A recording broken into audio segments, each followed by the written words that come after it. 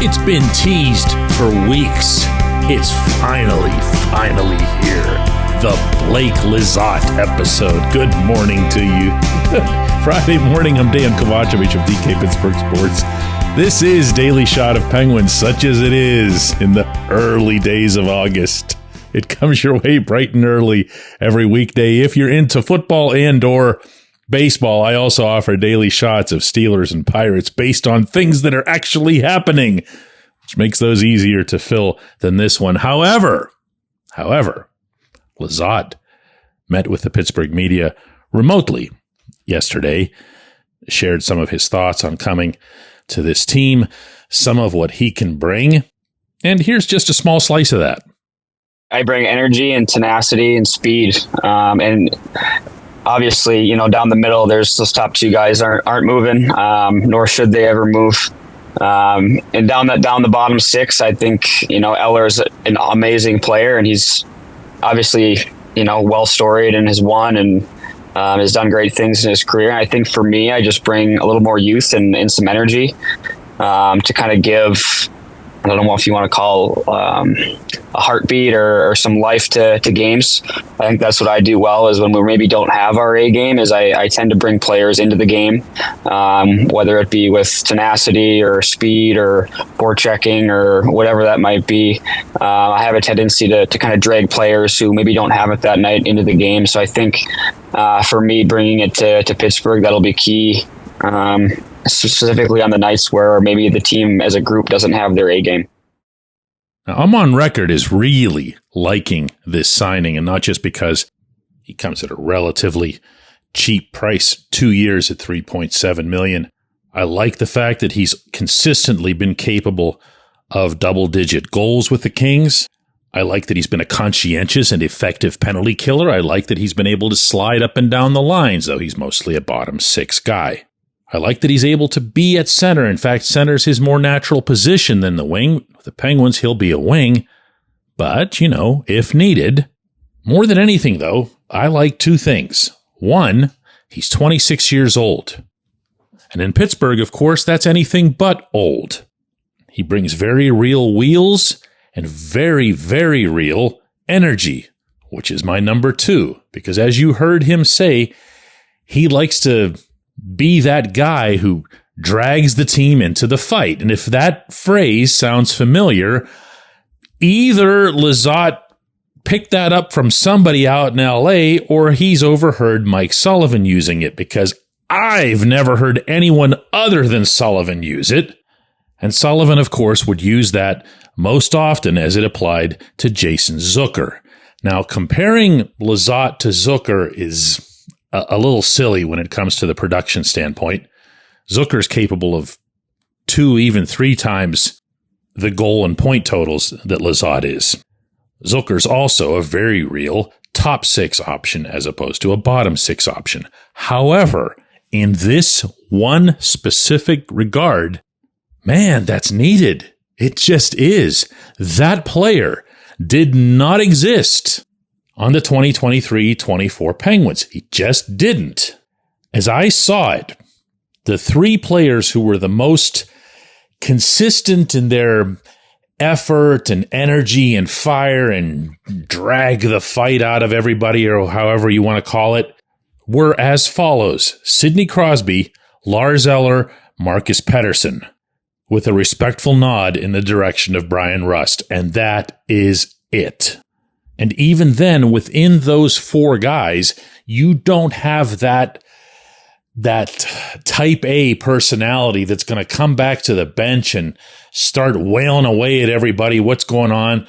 The way Zucker did, the way Patrick Hornqvist famously did. Nobody intimidated Hornqvist on that team. He knew he had all these Hall of Famers all around him, and he couldn't care less. He just would let him have it, and he'd do it right in plain sight, not even waiting till he got into the locker room. That is not any of the 4 players I just mentioned.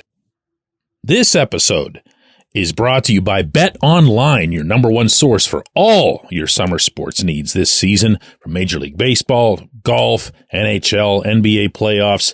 Get the latest odds and lines, including all team matchups, player props, odds on just about everything that's out there. Head to the website today or use your mobile device to get in on the action. Bet online, where the game starts. So how Lizotte fits, how his personality fits, how his play fits with this team, that's going to be fascinating to see in training camp. He is going to be one of these guys that you can pen into the lineup, not pencil. I don't see Lizotte as a, let's say, Anthony Beauvillier fringe type who's got to beat out this person or that person. He's going to play. He's going to be a fixture, just like he was in LA. But man, can I be that guy that brings up something that really bugs me to this day? And I generally don't do a whole lot of this retroactive regret kind of discussion.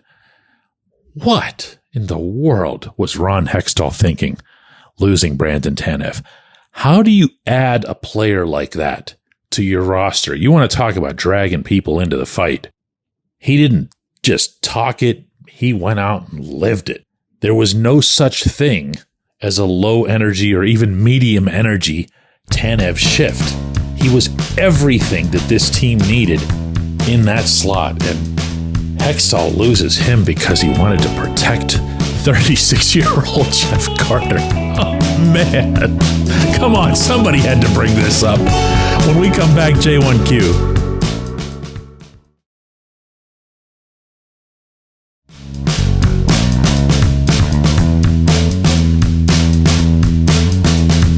Today's J1Q predictably comes regarding the power play because that was the subject of yesterday's episode. Rich says, DK, the power play's kind of predictable. It overpasses. That's no secret to anyone who's watched it. I honestly feel like they lack a trigger man. You look at the structure, most of the flow of the power play comes from the right side. They haven't had that left side player for some time. In the future, maybe Braden Yeager's that guy given his shot, but who fills that role in the meantime? Is there a short-term fix? Maybe Brian Rust, Rickard Rakell, Valtteri Puustinen? I don't consider them to be trigger men.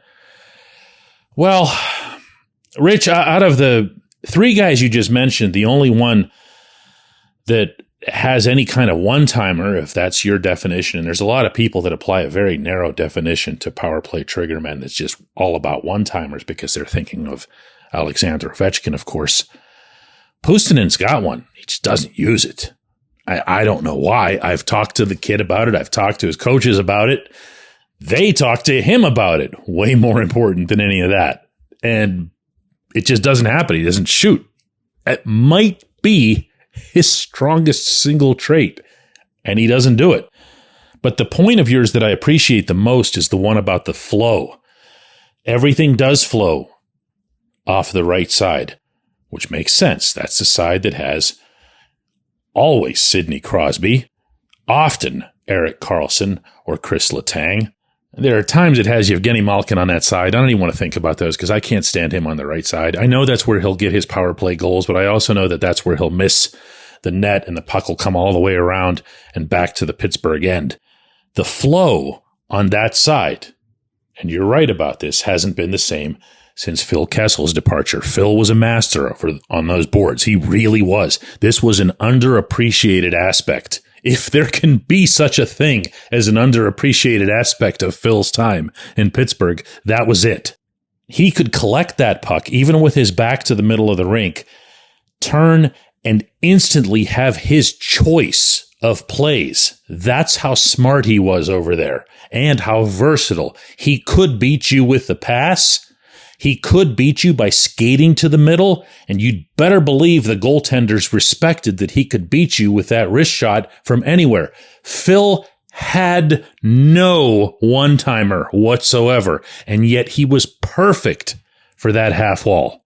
If there's someone on this team that fits kind of that mold, it would be Rust.